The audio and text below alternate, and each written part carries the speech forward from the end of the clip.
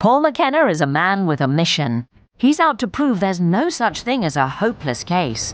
Often employing new and controversial techniques, Paul believes that the brain has a limitless capacity to reprogram itself. In short, he believes he can change your life. Today, Paul meets Henny, a lady with MS who's too weak to travel to her daughter's wedding. If I'm not there, it's going to be an awful day, and it should be a nice day. And Fiona, a serious shopaholic whose spiralling debts are in danger of ruining her life. Oh, I've got to have it. I'm not bothered, I want it. And can Paul help Mark, a professional golfer whose game has gone to pieces? Fucking hell.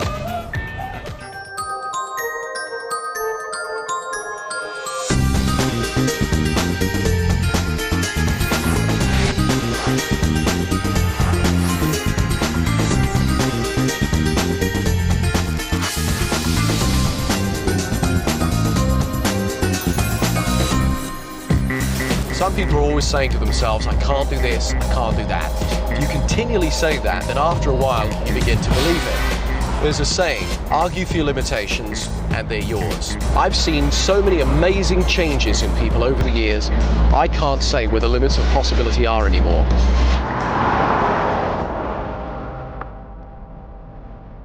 Weddings are an important day in any woman's life, whether it's planning your own or attending your daughter's.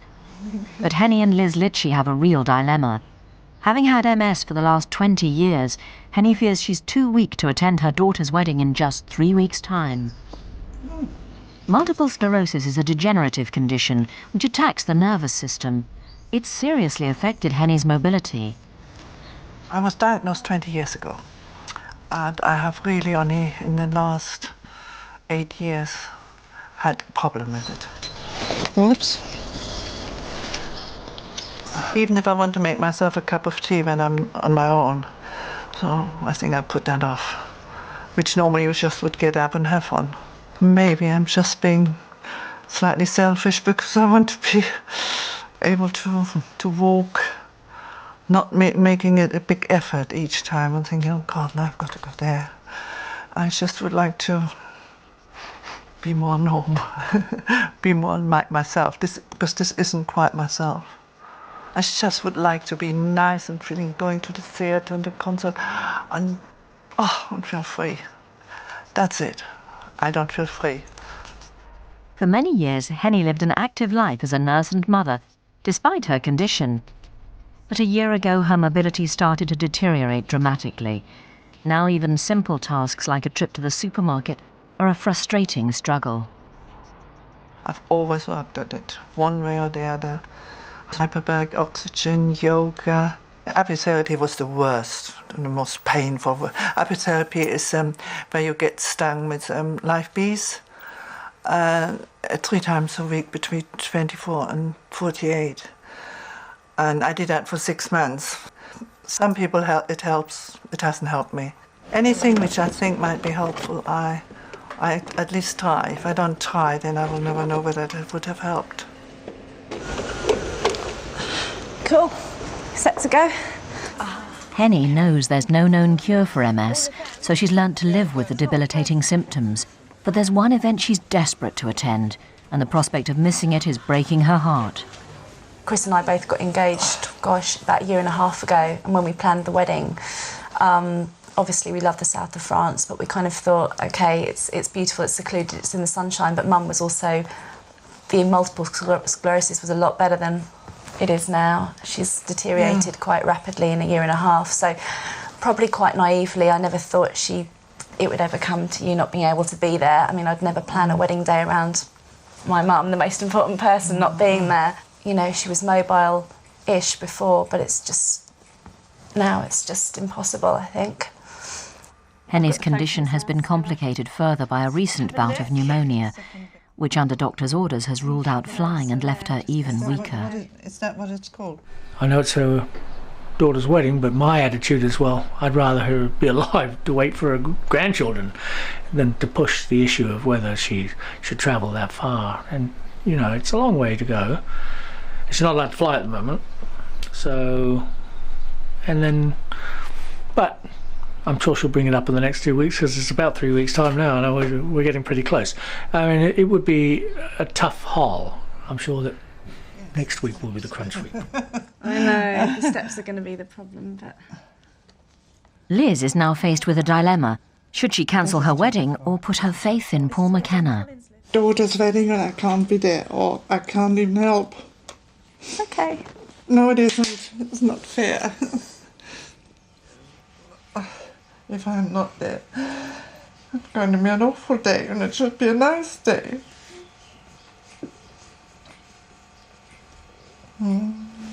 Be dreadful not to be able to.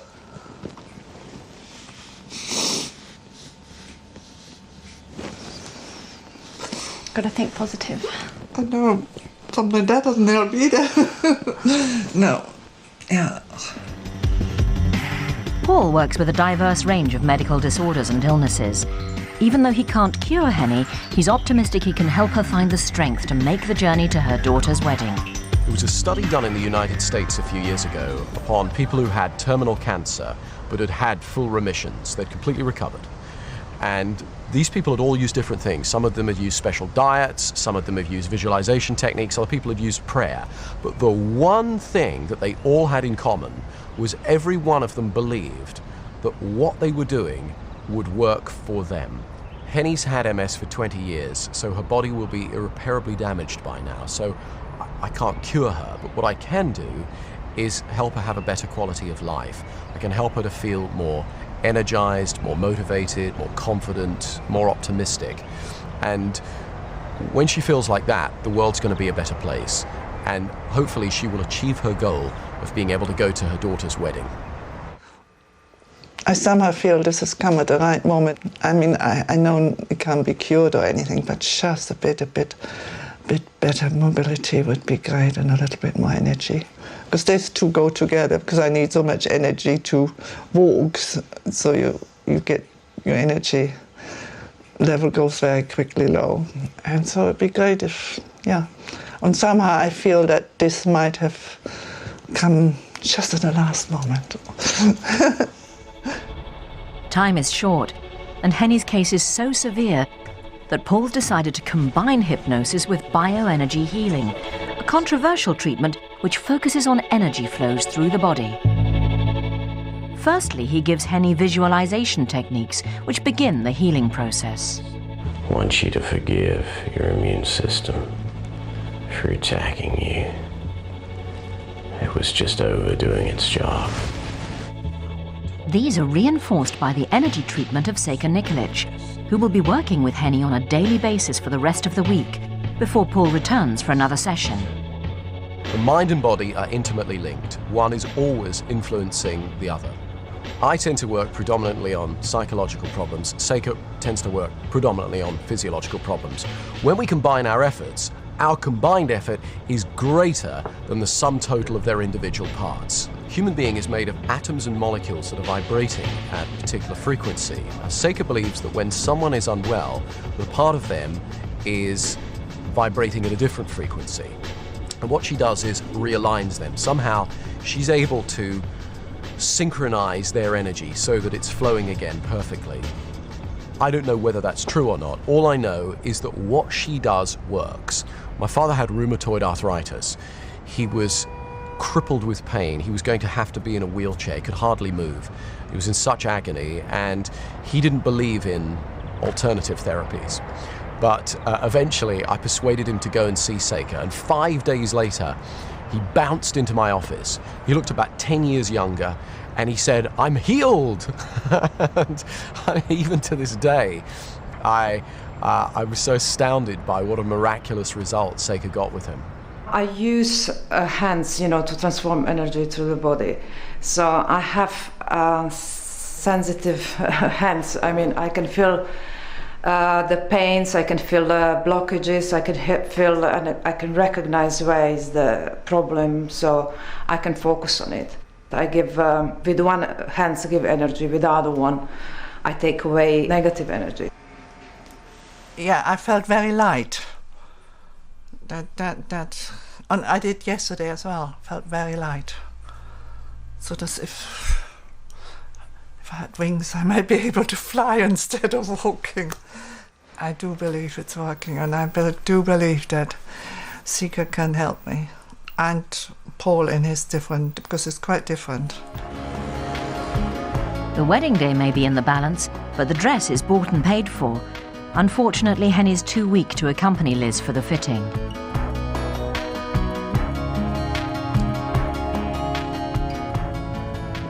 Liz, how do you feel? Oh, it's just divine, isn't it? It's just fairy princess stuff. She hasn't seen the dress, and she's been begging me to see pictures of it, so I have to try and sort that out for her. But I know she'd have absolutely loved to have been here now. That's the thing mums and daughters do, don't they? They go shopping together and do the whole kind of shebang, and we've really missed out on that.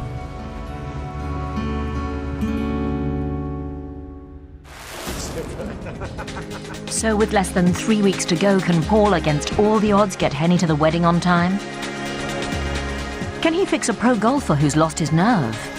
I think a lot of expectation was riding on his shoulders, and I think it just got to him. And Fiona, who's deep in debt, she needs urgent help to cure her shopping addiction. I saw Victoria Beckham wearing them on a show and I thought, God, I've got to have them.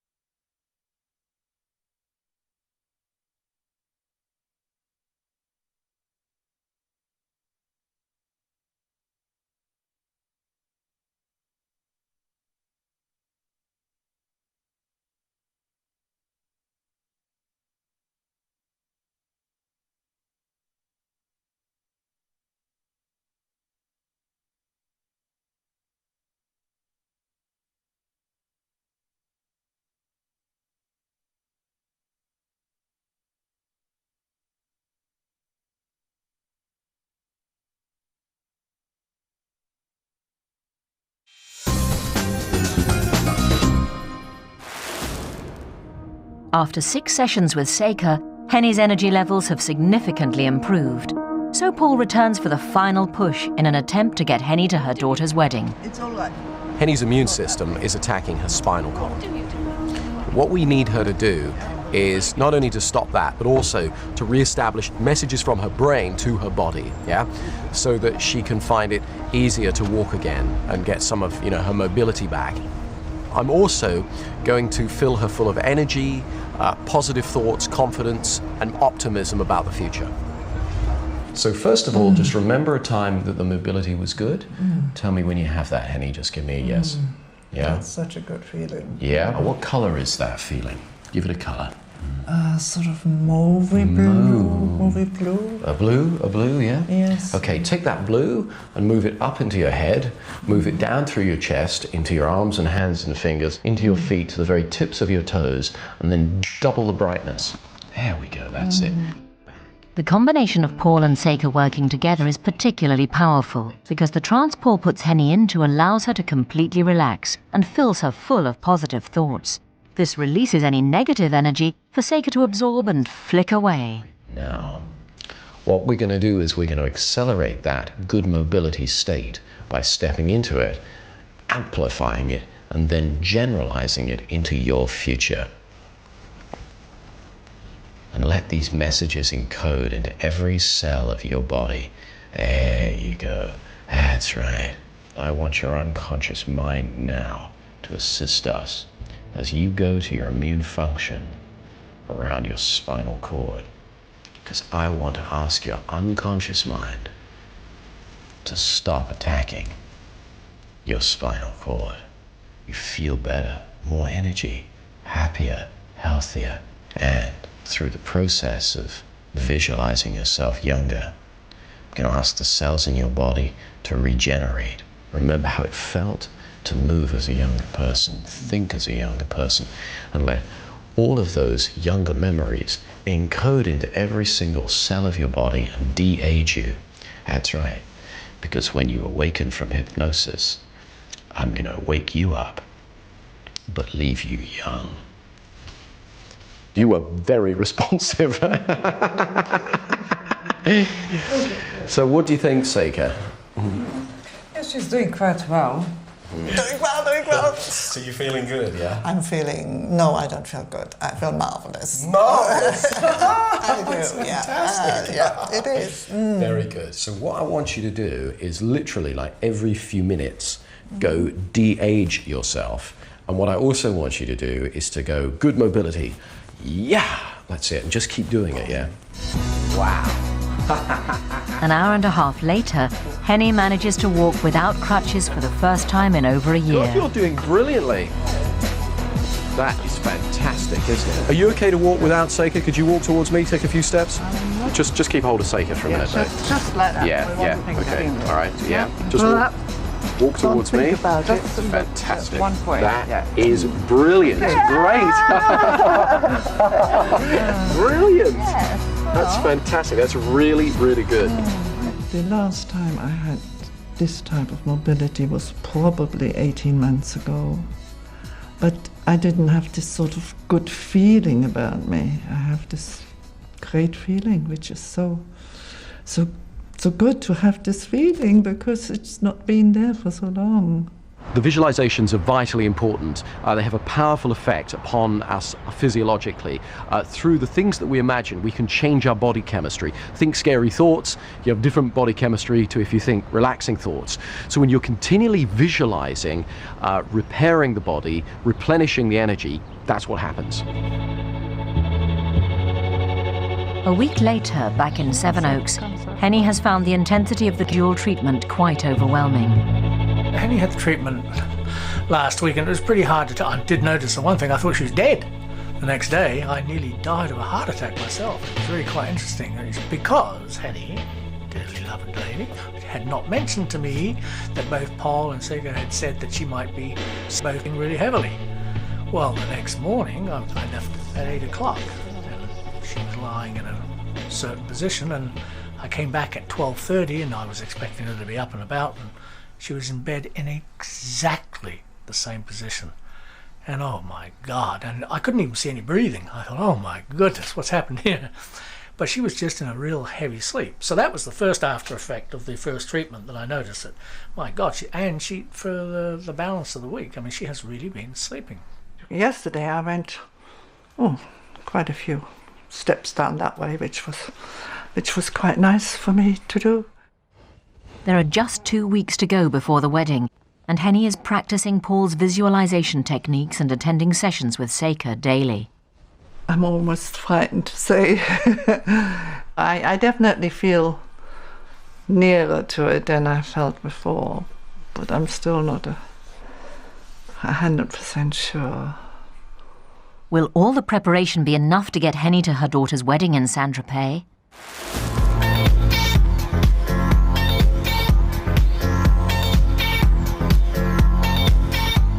Everywhere you go, you're bombarded with images of ideal lifestyles. And most of us remember the odd extravagant purchase, but for some, like hard-working single mum Fiona, shopping becomes as addictive as any drug. She goes out every day in search of her shopping fix, wasting money on designer labels she rarely gets a chance to wear. I must have at least 15 or more credit cards. I'm not sure what the limit is. I know what the limits are on each one. I've never actually sat and added it up. I've even tried to go out without them, but now I've started shopping on the internet.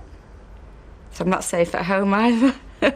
When I actually see the shop, that's when I start getting the buzz, and I'm not interested where to park or anything. I've had loads of parking tickets. We just dump in the car virtually outside the shop, even in London and stuff, and that's when it starts. It's spiralling out of control, and I don't want to be in debt. I want to do other things. And I just feel like it's going worse and worse and worse. Following the death of her mother and the breakup of a relationship, Fiona turned to retail therapy. However, this escalated out of control and has landed her in over £15,000 worth of debt. Fiona's last shopping spree was to Milan, where she spent in excess of £3,000 in less than half an hour. That was a few £100. I can't remember exactly, but that was the shoes to match, because you can't have one without the other. They were a few £100 as well. This is what I got ages ago. I was on the internet. They were about £600. I'll tell you why I got them. This is even sadder. I saw Victoria Beckham wearing them on a show and I thought, God, I've got to have them. This was a really stupidest purchase. Well, no, not quite, but money-wise, it was the stupidest purchase I've ever made. I've worn it twice. It was the best part of £2,000. I know, absolutely mad. I just lost it. I did it all in the space of about half an hour. And then a few days later, I was thinking, my God, what have I done? This is what I bought years ago. I got it when 7 or 8 years old. Saw it in the paper and had to have it. Never worn it, because it's like something you'd wear on stage, isn't it? I don't know what I was thinking. Most of Fiona's friends are unaware of her secret addiction. She's ashamed, but she just doesn't know how to stop. I won't let anybody in this bedroom because I'm so embarrassed about all this stuff. You're the first people that have been in here. In one sense, a shopaholic is just like any other person who's addictive or compulsive. They're getting something from engaging in the addictive behavior, from drinking, drug taking, gambling, whatever it is. When they do the thing that they're addicted to, they get a release of happy brain chemicals, so they feel high. But then, of course, that dissipates, so they have to go and do it again to feel high again. So that's why the behavior becomes addictive. It's 11 a.m. and time for Fiona's daily fix. Today she's making a 100-mile round trip to the shopping mecca of Manchester with a long-suffering family friend, Colin. He's not the fastest driver in the world. Well, it doesn't seem like it, but I think I'm wondering whether it's because I want to get there so quickly. And I'm always making him go over the speed limit. It's really excited. I'm trying to think which floor I want to go on first. I just want to get out of the car and get going. I've had enough now. And then we get there, and I can't get out of the car quick enough, especially with a baby now. It takes a while to get out of the car and get the pram and everything. And I just cannot wait to get out of the car, and I can't stand it if anybody's messing about and if the pram won't go up quickly and all that type of thing. Get to the shops, and I'm feeling really happy already, even though nothing's happened.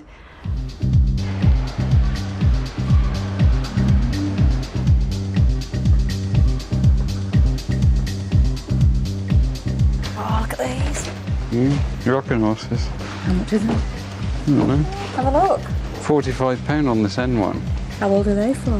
Well, Look at that. there'd be only toddlers in them, wouldn't they? Because they're She's not very gotta big. have Well, that N1, £45. I don't know how much that one Oh, is. I've got to have it. I'm not bothered, I want it. Yeah. So, I want it, I've got to have it. Hold it. I don't want one that's not been on display though. Well, that was a quick purchase, wasn't it? yeah, as soon as you got in the shop, yeah. It's like you though, all over, isn't it? I'm just searching for my credit card now. That is £61, please. Thanks. Thank you. I do realise she has a problem. It's the cost that comes into it, really. It's thousands of pounds in the end, and that's what worries me, really, is what she's spending. Fiona's terrified that she's setting a dreadful example for her daughter. She desperately wants Paul McKenna to cure her shopping addiction before it's too late. So when you go shopping, you buy something nice, get that nice brand name, raise in status, you get a raise in serotonin, happy chemical in your brain. Definitely. Yeah, so you get high from it. I think that all you've gotten is a bad habit. And habits can be changed, but not through willpower. People who go on diets, this is why no one can stick to a diet. Yeah. Because they're rubbish. Because they try and use willpower. They go, I mustn't have chocolate cake. And they will themselves not to, but at the same time the imagination is going, and the taste as it melts in your mouth will feel so good. And you go, I just have it. And yeah, because the imagination will always be more powerful than the will. If we waved a magic wand, how would it be? Tell me. I just want it to be normal. I'm not saying I never want to go in another shop again, because that would just be ridiculous. I just want to be like just go in and be normal and buy the odd thing. I Yeah. don't want it's ruling my life. If I don't go in a shop every day, somehow, somewhere, I'm really miserable. Okay, what's your favourite brand label? At the moment, Missoni. So what's something you wouldn't buy? Like a gun? Would you buy one of those? No, I wouldn't. You wouldn't. Never. You get a feeling of yuck, yeah? No. But then, if you think about buying something from Missoni, you get what? Feel fantastic. Feel Just a fantastic. thought now. So you think, gun is there, and Missoni is, yeah? Now think about buying a Missoni gun. Just feels weird. Weird. Confusing. It's confusing. Yeah. You can't get the same pleasure going, can you? No. And then think By about combining the something desire to you never- buy with the negative association of guns, Paul decreases the appeal of shopping. What I want you to do now is find the 4 times that you most regretted buying something. You got 4? Well, after you knew you'd gone too far. Yeah? 4 times. Yeah. So I want you to return to those times now like they're happening right this moment, one at a time. As soon as one finishes, go straight into the next. And keep going through those 4 times again and again and again. That's it. Now I want you to slightly overlap those 4 times. So the first time overlaps into the second overlaps into the third. I only want you to go to the bad feeling, and then give me a nod when you're feeling really quite bad about the whole thing. Right. Good. Now think about spending money in Missoni. Think about spending money in all your favourite shops while you feel this bad. It's not the same, is it? No. No. Tell me what's different. When you thought about going into Missoni then, what was It different? didn't feel the same. No. The buzz wasn't there. The You know, buzz the way wasn't there.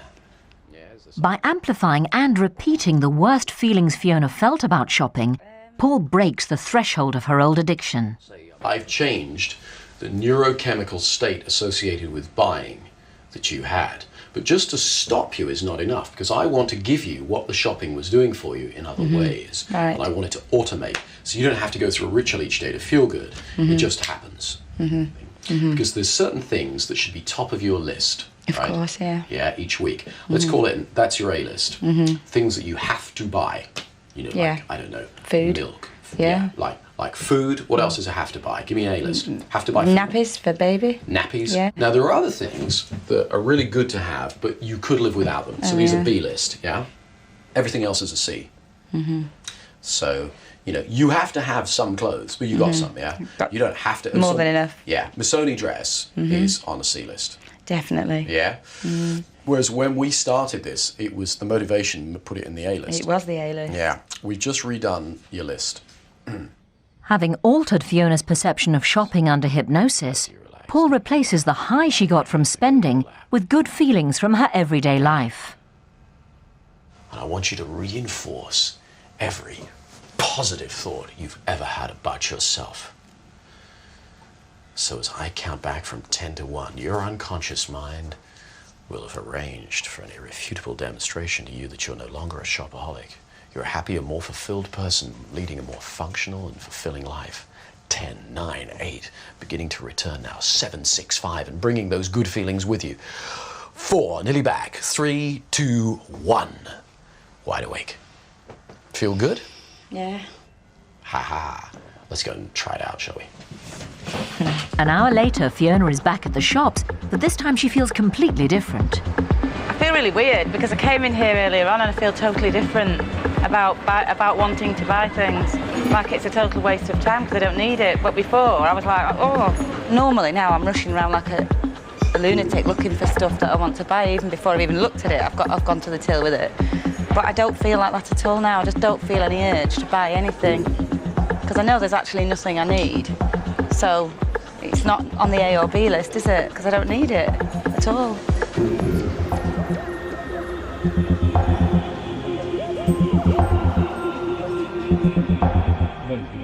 And 4 weeks later, back in Blackpool, Paul's treatments are still having the desired effect on Fiona.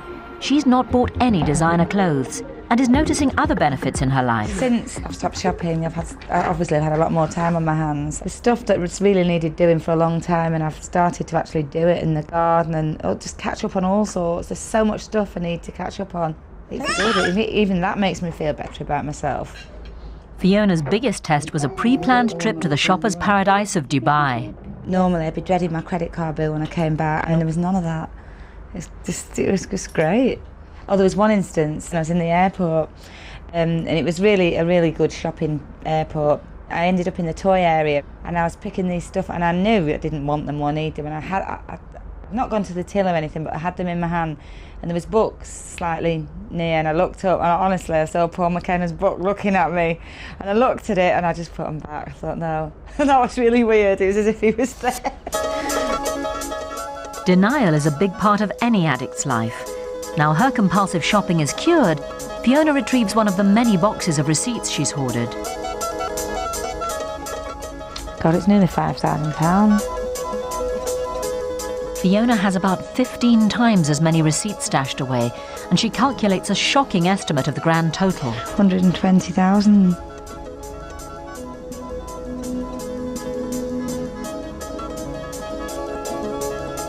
I could have bought a house twice this big. The shock of the amount she's wasted prompts Fiona to take decisive action with her many credit cards. Right, I'm definitely going to cut this up. I really, truly don't want to get in any more debt. I mean, I know that I don't want to do shopping, but it's not just that, it's meals and holidays and stuff. I think I've not done bad there, have I? The last hurdle is in her bedroom, where Fiona's been hoarding what she's bought, used and unused, for years. It's time to take them down to the charity shop.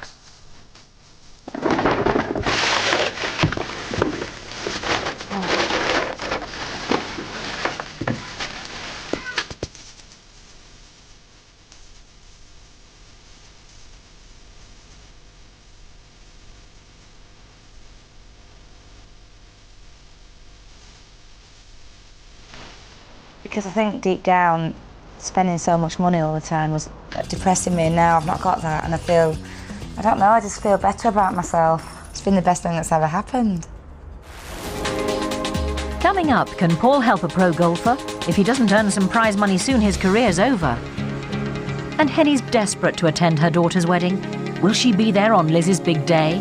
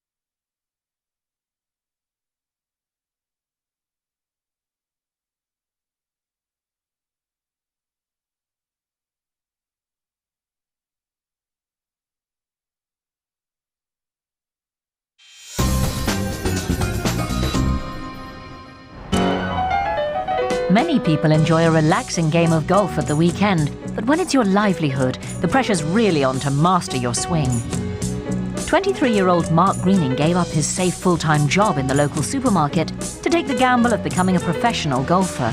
It's costing him £20,000 a year with no guaranteed income, and the financial pressure's taking its toll on his game.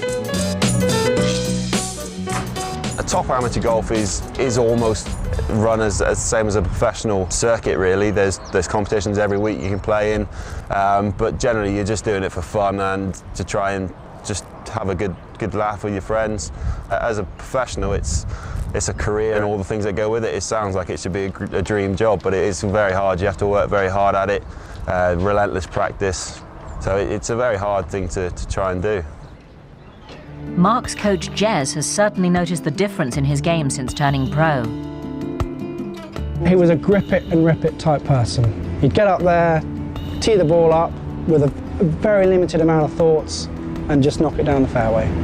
I think a lot of expectation was riding on his shoulders, and I think it just got to him. He needs to forget the fact that he's playing for money or playing for pride or he's playing for his parents. He wants to just go out and enjoy himself and somehow get the inner talent to play the shots that he needs to play. Mark's confidence has been affected not only by the pressure to win, but also by other people's expectations.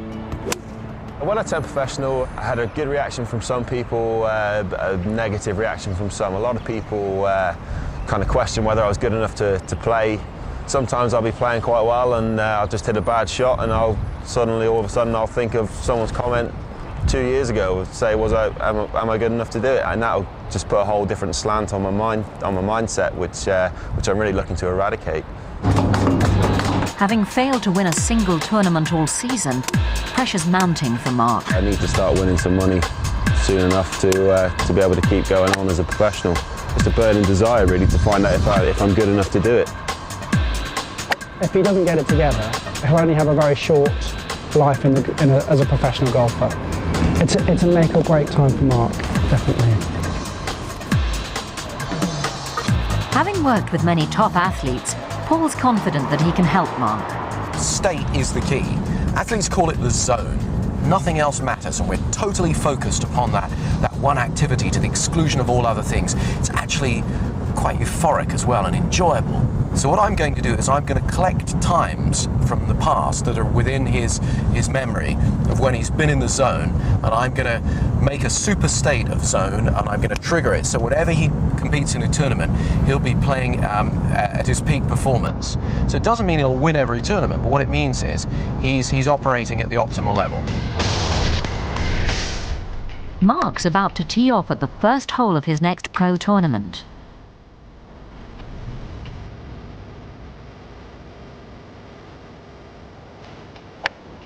The round starts well, but the minute Mark hits the rough, he loses all focus. Oh, it's just snagged. Focus. Come on. Fucking hell. Fuck. At the moment I'm standing in 11th place with group still to come in. Had I not lost focus on 17 and made a par, I would now be standing in 4th place, which would have gotten me somewhere in the region of about £750, whereas now I'm walking home with an empty bank account. So I could really, like I say, the help would be very much appreciated. It's the day before Mark's next important tournament. Paul has no time to lose to treat his complete lack of confidence. What's the most common sort of problem that you encounter? It's with my putting. Generally, when I'm playing, I'll start off very well, and then unfortunately I'll get onto the putting green, and just the odd, maybe a little thing, a bit of doubt was in my head, which is basically causing me not to hit the putt well and obviously hole it. Yeah, okay. What we're going to do is we're going to go and find times that you've been in states of intense focus, and I want you to find one right this minute, yeah? Just a time when you were totally in the zone, when you were completely invincible. Yeah. And it doesn't have to be, I don't want it to be in tournament, it could just be you were playing with friends or something, yeah? Have you got one of those? Yes, I do, yeah. Great, okay. So we're going to get that state going where you're like, yes! And we're going to fire our, we're going to squeeze thumb and fingers together to create an associational link. So later on, we can just do that and fire the feeling off, the state off, and go, yeah, and then do whatever we need to. So if you close your eyes and remember that time, just give me a code word for this time. What should we call it? Trevose. Trevose. Remember Trevose, and I want you to be back there like it is happening again right now. See what you saw, hear what you heard, and feel how good you felt. Make the colors rich and bright and bold. Make the sounds loud. And make the feelings strong. There you go. And go through it, and as soon as it's finished, go through it again, squeeze thumb and fingers together. That's right. What I want you to do is not just think about the event and think about it going well. I want you to trigger off a state of the zone and take that and layer that into the event. So the moment that you show up, you're already in a winning frame of mind, yeah? You're already invincible. As Mark's greatest problem is his putting, Paul takes him onto the green to teach him some visualization techniques. Now you can either watch a movie of yourself doing it perfectly, but I quite like, I mean, if you've mentioned Tiger Woods, so why don't we use him as our benchmark, because he seems to have the hang of it. So just watch a life-size model of Tiger, hit that ball in, hit a ball in several times. Okay, when you watch it now, take a few minutes to really watch it, watch his posture and everything as he knocks it in.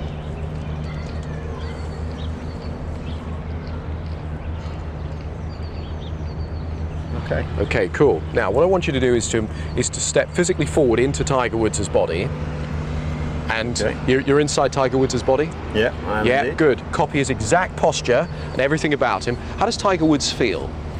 So take me into the world of Tiger. You're inside his body now. You physically... Supremely confident. Yeah, you put that and you stepped into his body, didn't you? Yeah, good. Yeah, he feels supremely confident. Yeah. What else is he aware of? Nothing, just where he wants the ball to go. All right, there's nothing else going on, just where he wants the ball to go. Okay, fine, let's have a go.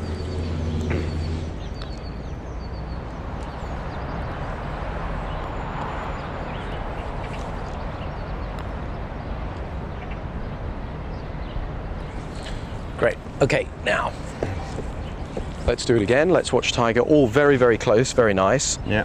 But what I want you to do is watch that movie of Tiger. So step back for a second, watch him take them and get them in. Squeeze your thumb and finger together, and that's it, and watch it again.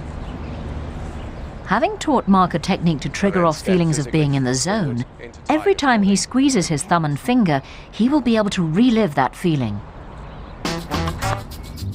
After 10 minutes of practicing this technique, suddenly there's a great improvement in Mark's putting.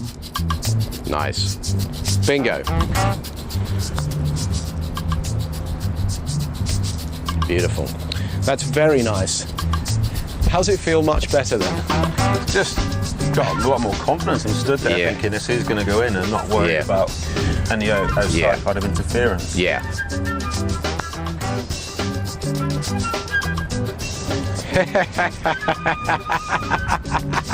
Ooh. I think you've gotten a lot better suddenly. So do I. Finally, Paul puts Mark into a hypnotic trance to reinforce all the positive techniques he's already learnt. And I want you to take those feelings of being a champion and being a success and being invincible and bring them back with you to here, today, now, and double them again and again until you feel so invincible, you feel like a champion on the inside, you express your champion abilities outwardly when you play. Coming back now, 4, getting ready to awaken, 3, 2, 1. Wow, how do you feel?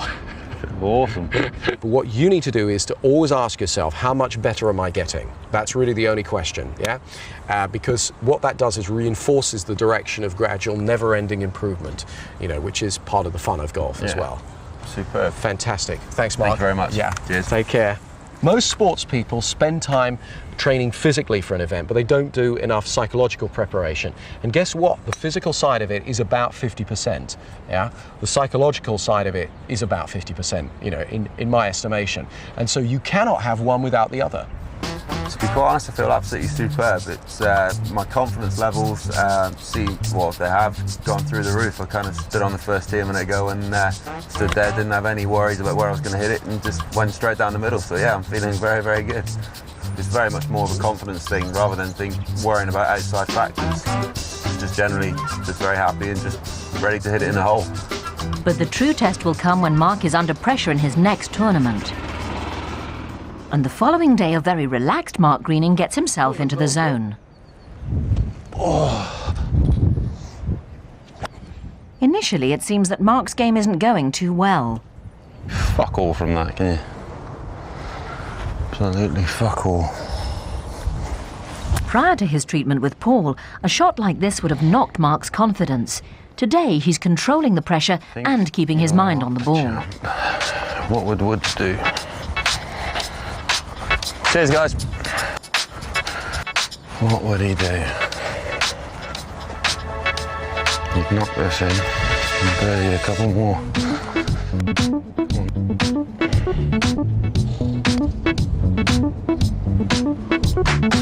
Get in. And his natural ability is starting to return to his game. 2 itis.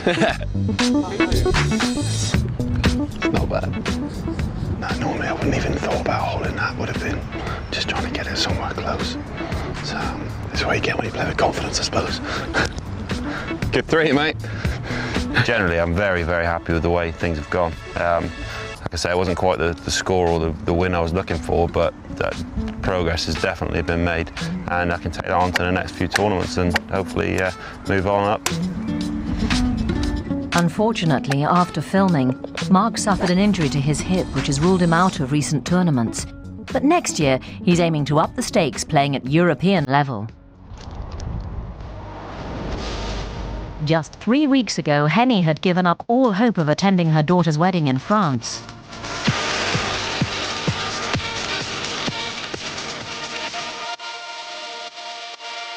But against all the odds, after intensive treatments, she's found the strength to make the 7.5-hour journey to Saint-Tropez.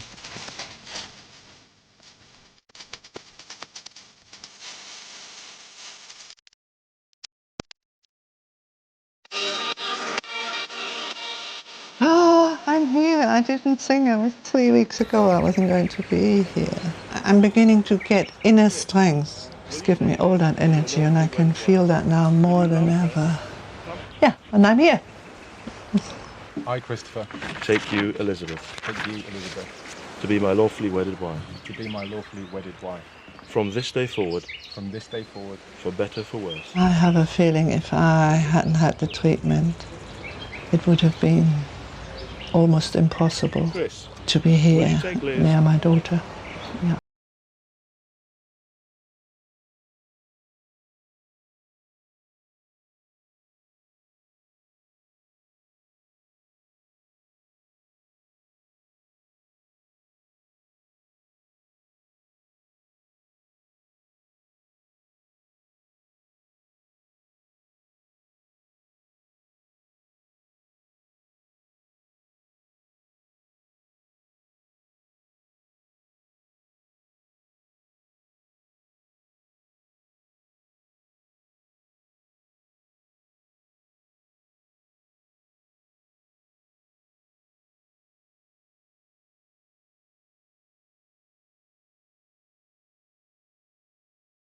Richter scale, quite frankly, I can't stop smiling. My face is actually aching from smiling so much, and it's been the most amazing day of probably our lives. It's been amazing to have everyone here, friends, family, my mum. Amazing.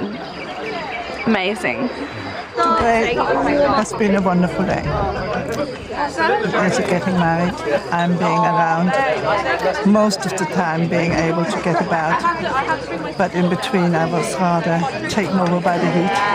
Emotional, hot. Really, it's just so good. And to have had this opportunity, it's just so good.